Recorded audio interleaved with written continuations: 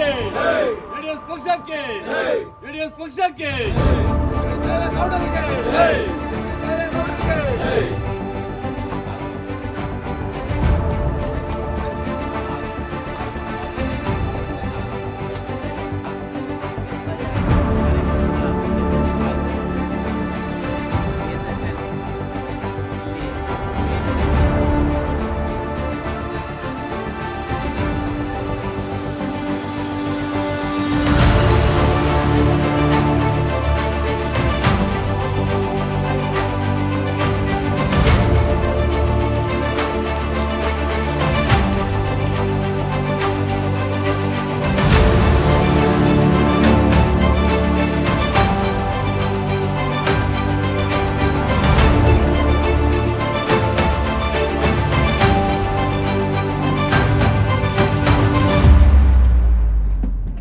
BLA2 ಕಾರ್ಯಾಗಾರವನ್ನು ಹಮ್ಮಿಕೊಂಡಿದ್ವಿ.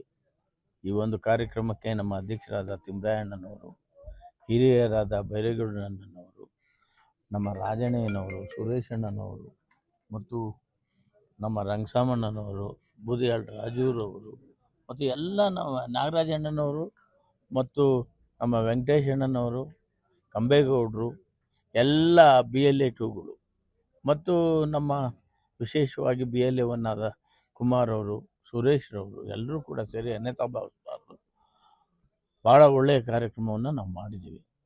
ನಮ್ಮ ಧ್ಯೇಯ ಏನು ಅಂತಂದರೆ ಏನು ನೆನ್ನೆ ರೇಣುಕಾನಗರದಲ್ಲಿ ನಡೀತು ಅದೇ ರೀತಿ ಕರ್ನಾಟಕ ರಾಜ್ಯದಲ್ಲಿ ಈ ಒಂದು ಕಾಂಗ್ರೆಸ್ ಪಕ್ಷ ಇದೆಯಲ್ಲ, ಇವರು ಯಾವ ರೀತಿ ಕಾರ್ಯಾಗಾರವನ್ನು ಮಾಡ್ತಾ ಇದ್ದಾರೆ ಅಂತಕ್ಕಂಥದ್ದು ಪ್ರತಿಯೊಬ್ಬ ಪತ್ರಕರ್ತ ಬಂಧುಗಳಿಗೆ ಮತ್ತು ಪ್ರತಿಯೊಬ್ಬ ಜನಪ್ರತಿನಿಧಿಗಳಿಗೆ ಮತ್ತು ಸಾರ್ವಜನಿಕರಿಗೆ ಗೊತ್ತಿರ್ತಕ್ಕಂಥ ವಿಷಯ. ಆ ರೀತಿ ಮಾಡಿದ್ರೆ ನಿಜವಾಗ್ಲೂ ಭಾಳ ತೊಂದರೆ ಆಗುತ್ತೆ, ಅವ್ರಿಗೆ ತೊಂದರೆ ಆಗುತ್ತೆ. ಹಾಗಾಗಿ ಕ್ರಿಸ್ಟಲ್ ಕ್ಲಿಯರ್ ಅಂತ ಹೇಳ್ತೀವಲ್ಲ, ಆ ರೀತಿ ಒಂದು ಕಾರ್ಯಕ್ರಮವನ್ನು ನಾವು ಮಾಡ್ತಕ್ಕಂಥ ಕೆಲಸವನ್ನು ನಮ್ಮ ಪಕ್ಷದ ವತಿಯಿಂದ ನಾವು ಮಾಡ್ತಾ ಇದ್ದೀವಿ. ದೇವೇಗೌಡ ಅಪ್ಪಾಜಿಯವರು ಮತ್ತು ಕುಮಾರಣ್ಣನವರು, ನಿಖಿಲ್ ಕುಮಾರಸ್ವಾಮಿ ಅವರು ಎಲ್ಲರ ಒಂದು ಆದೇಶದಂತೆ ನಾವು ಈ ಒಂದು ಕಾರ್ಯಾಗಾರವನ್ನು ಪ್ರಾರಂಭ ಮಾಡಿ ನಮ್ಮ EK ಕೃಷ್ಣಣ್ಣನವರ ಒಂದು ಆದೇಶದಂತೆ ನಾವು ಈ ಕಾರ್ಯಕ್ರಮವನ್ನು ನಡೆಸ್ತಾ ಇದ್ದೀವಿ.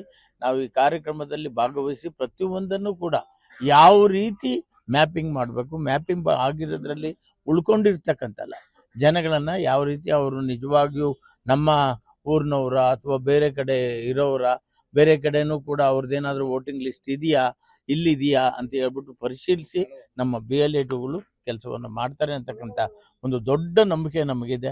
ಹಾಗಾಗಿ ಒಂದು ಈ ಕಾರ್ಯಕ್ರಮವನ್ನು ಮಾಡ್ತಾ ಇದ್ದೀವಿ. ಸರ್, ಹಿಂದೆ ವಾಜರಹಳ್ಳಿಯಲ್ಲಿ ಸಾರ್ವಜನಿಕರ ಒಂದು ರಸ್ತೆ ಮಾಡ್ಕೊಂಡಂಥ ಪ್ರಕರಣ ಹಿಂದೆ ನಡೆದಿದೆ. ನಿನ್ನೆ ಕೂಡ ಏನು ಲೋಹಿತ್ ನಗರದಲ್ಲಿ ಸಾರ್ವಜನಿಕರ ರಸ್ತೆ ಮುಚ್ಕೊಂಡಿರ್ತಕ್ಕಂಥ ಪ್ರಕರಣ ನಡೆದಿದೆ. ಅಭಿವೃದ್ಧಿ ಅಭಿವೃದ್ಧಿ ಅಭಿವೃದ್ಧಿ ಅಂತ ಹೇಳ್ತಾರೆ. ಈಗ ಸಾರ್ವಜನಿಕರ ರಸ್ತೆ ರಿಪೇರಿ ಮಾಡ್ತಕ್ಕಂಥ ಭಾಗ್ಯ ದೌರ್ಭಾಗ್ಯ ಯಾಕೆ ಬಂತು ಕ್ಷೇತ್ರಕ್ಕೆ? ನೋಡಿ, ಒಂದು ಮಾತು ಹೇಳ್ತೀನಿ ನಿಮಗೆ, ಅವರು ಯಾವುದೇ ಒಂದು ಪೈಸಾ ಹಣವನ್ನು ತಂದಿಲ್ಲ ನಮ್ಮ ಕ್ಷೇತ್ರಕ್ಕೆ. ಸುಮ್ಮನೆ ನಾನು ಮಾಡಿರೋ ಕಾಂಕ್ರೀಟ್ ರೋಡ್ಗಳ ಮೇಲೆ ಅವರು ರಂಗೋಲಿ ಬಿಟ್ಕೊಂಡು ರಂಗೋಲಿ ಆಡಿಸ್ಕೊಂಡು ಓಡ್ತಾವ್ರೆ. ಅವರಿಗೆ ಗೊತ್ತಾಗಿದೆ ಅವ್ರಿಗೆ. ಯಾಕಂತಂದ್ರೆ ನೋಡಿ, 3 ವರ್ಷ ಆಯ್ತು ಇವತ್ತು. ನಮಗೆ ಭಾಳ ಬೇಕಾಗಿದ್ದ ಮೂಲಭೂತ ಸೌಕರ್ಯಗಳು ನಮ್ಮ ನೆಲಮಂಗಲ ಕ್ಷೇತ್ರಕ್ಕೆ ಭಾಳಷ್ಟಿದ್ದಾವೆ. UGD ಮಾಡೋದಕ್ಕೆ ಏನಾಗಿತ್ತು ಇವರಿಗೆ? ನಾನು ಕಾವೇರಿ ನೀರು ತಂದುಬಿಡ್ತೀನಿ ಅಂತ ಹೇಳ್ಬಿಟ್ಟು ಏನೋ ಸೆಷನ್ನಲ್ಲಿ ದೊಡ್ಡದಾಗಿ ಹೇಳ್ಬಿಟ್ರಲ್ಲ. ಕಾವೇರಿ ನೀರು ಬೇಡ ಸ್ವಾಮಿ, ನಮ್ಗೆ ಎಲ್ಲಿಂದನಾದರೂ ನೀರು ತಗೊಂಬಂದು ಕೊಡಿ. ನೀವು ಹೋಗಿ ಕೊಳಚೆ ನೀರಿಗೆ ಮತ್ತೆ ಯಾಕೆ ಮೊನ್ನೆ ಬಜೆಟ್ನಲ್ಲಿ 600 ಕೋಟಿ ನೀವು ಕೊಡಿಸಿದಿರಿ? ಏನಕ್ಕೆ ಬೇಕಾದದ್ದು 600 ಕೋಟಿ? ಇಲ್ಲಿ ನಮ್ಮ ಮುಂದೆ ಒಂದು ಹೇಳೋದು, ಒಳಗಡೆ ಇವ್ರ ಕೆಲಸ ಇವ್ರು ಮಾಡ್ತಾ ಇದ್ದಾರೆ. ಹಾಗಾಗಿ ಇದಕ್ಕೆ ನಾವು ಯಾವತ್ತೂ ಧಿಕ್ಕಾರ ಮಾಡ್ತೀವಿ. ಯಾವುದೇ ಕಾರಣಕ್ಕೂ ನಾವು ಕೊಳಚೆ ನೀರನ್ನ ಇಲ್ಲಿಗೆ ತಗೊಂಡು ಬರೋಕ್ಕೆ ಬಿಡೋದಿಲ್ಲ. ಅದ್ರ ಜೊತೆಯಲ್ಲಿ ಏನು ಇವ್ರು ಕಾಮಗಾರಿಗಳು ಮಾಡ್ತಾ ಇದ್ದಾರೆ ಎಲ್ಲ ಊಹಾಪೋಹಗಳು. ಒಂದು ನಯಾ ಪೈಸಾ ಕೂಡ ಇವರು ತಂದಿಲ್ಲ. ನಾನು ತ್ಯಾಮಗಂಡ್ಲೂರು ರೋಡ್ ಆಗಲಿ, ಸೊಂಡೆಕೊಪ್ಪ ರೋಡ್ ಆಗಲಿ, ಮತ್ತು ನಮ್ಮ ಇದೇ ಗೊಲ್ಲಳ್ಳಿ ರೋಡ್ ಆಗಲಿ, ಇದಕ್ಕೆಲ್ಲ ಹಣ ತಂದಿದ್ದವನು ನಾನು. ಆ ಹಣ ತಂದಿರ್ತಕ್ಕಂಥ ಒಂದು ಕೆಲಸಕ್ಕೆ ಇವರು ನಾಂದಿ ಆಡ್ತಾ ಇದ್ದಾರೆ ಅಷ್ಟೇ. ಅದ್ರ ಜೊತೆಯಲ್ಲಿ ನಾನು ಭಾಳಷ್ಟು ಕಷ್ಟಪಟ್ಟು ನಾನು ಭಾಳ ಒತ್ತು ಕೊಟ್ಟಿತ್ತು. 1 ಎಜುಕೇಷನ್ನು, 2 ಹೆಲ್ತ್ ಡಿಪಾರ್ಟ್ಮೆಂಟ್ ಒಂದು ಒಳ್ಳೆಯ ಆಸ್ಪತ್ರೆ ಕಟ್ಟಡವನ್ನು ಕಟ್ಟಬೇಕು ಅಂತ ಹೇಳ್ಬಿಟ್ಟು ನಾನು 5 ಎಕರೆ ಜಮೀನನ್ನು ಸ್ಯಾಂಕ್ಷನ್ ಮಾಡಿಸಿದ್ದೆ.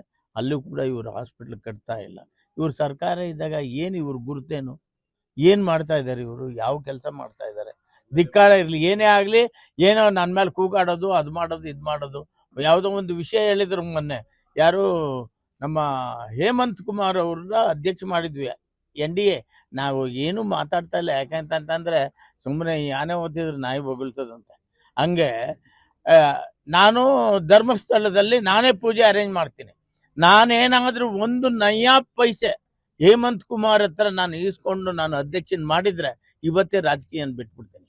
ಅವರು ಬರಲಿ, ಆ MLA ಅವರು ಬರಲಿ, ನಾನು ಬರ್ತೀನಿ. ನಮ್ಮ ಜೊತೆಲಿ ಪ್ರತಿಯೊಬ್ಬರು ಕೂಡ ನಮ್ಮ ಆ ಪಕ್ಷದ ಮುಖಂಡರು, ಅವ್ರ ಪಕ್ಷದ ಮುಖಂಡರು ಎಲ್ಲರೂ ಬರಲಿ, ಚಾಲೆಂಜ್ ಮಾಡ್ತೀನಿ ಅವನಿಗೆ.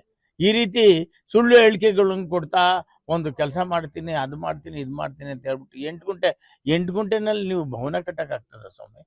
ನಾವು ನಮ್ಮ 10 ಕೋಟಿ ರೂಪಾಯಿ ಕುಮಾರಣ್ಣನವರು ಮುಖ್ಯಮಂತ್ರಿ ಆಗಿದ್ದಾಗ ವಕೀಲರ ಸಂಘಕ್ಕೆ ಭವನ ಮಾಡೋದಕ್ಕೆ 10 ಕೋಟಿ ರೂಪಾಯಿ ಕೊಟ್ಟಿದ್ರು ನಾವು. ದುರದೃಷ್ಟವಶಾತ್ ನಮಗೆ ಎಲ್ಲೂ ಜಾಗ ಸಿಗಲಿಲ್ಲ, ವಾಪಸ್ ಹೋಗಿದೆ. ಮುಂದಿನ ದಿನಗಳಲ್ಲಿ ಕುಮಾರಣ್ಣ ಮತ್ತೊಮ್ಮೆ ಮುಖ್ಯಮಂತ್ರಿ ಆಗ್ತಾರೆ.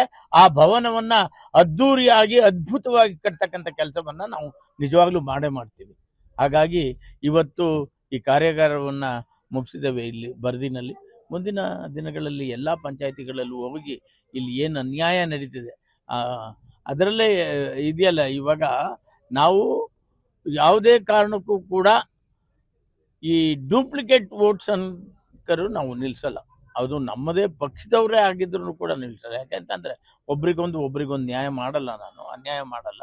ಹಾಗಾಗಿ ನಾವು ಈ ಕಾರ್ಯಕ್ರಮವನ್ನು ಪ್ರಾರಂಭ ಮಾಡಿದ್ದೀವಿ. ಈಗಾಗಲೇ 3 ಪಂಚಾಯತಿ ಮುಗಿಸಿದ್ದೇವೆ. ಇನ್ನು ಮುಂದೆ ನಾವು ಎಲ್ಲ ಪಂಚಾಯತಿಗಳಲ್ಲಿ ಈ ಕಾರ್ಯಾಗಾರ